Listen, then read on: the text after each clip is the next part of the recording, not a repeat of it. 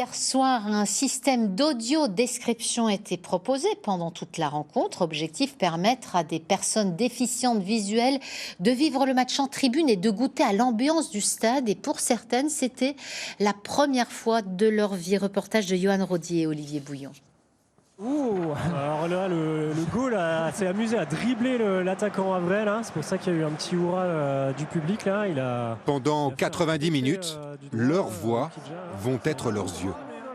Fabrice et Stéphane sont là pour décrire dans les moindres détails le match Metz-Le Havre à une dizaine de déficients visuels installés en tribune et équipés d'un système audio.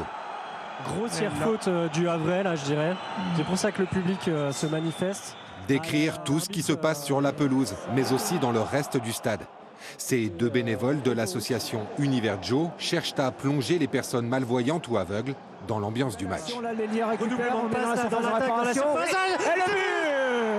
C'est but pour Metz.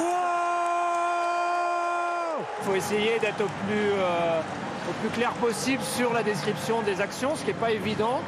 Raconter effectivement les spectateurs, parce que c'est aussi ça, le foot et l'intérêt de ces matchs, d'avoir des spectateurs qui chantent, qui crient et qui donnent de la joie à tout le monde. Parmi ces déficients visuels, certains n'étaient jamais allés dans un stade et l'expérience est plus que concluante.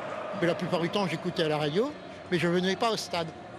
L'audiodescription me permet de venir au stade et vraiment d'être dans l'ambiance et d'être, en fait, lorsqu'il y a un but ou une action importante, d'être avec le public, avec les supporters.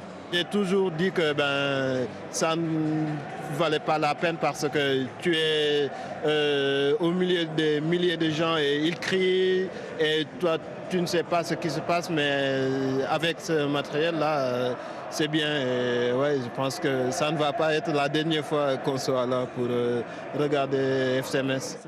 Ce système d'audio-description qui existe déjà à Lille, Marseille et Lyon sera renouvelé pour tous les matchs au stade Saint-Symphorien, au moins jusqu'à la fin de la saison.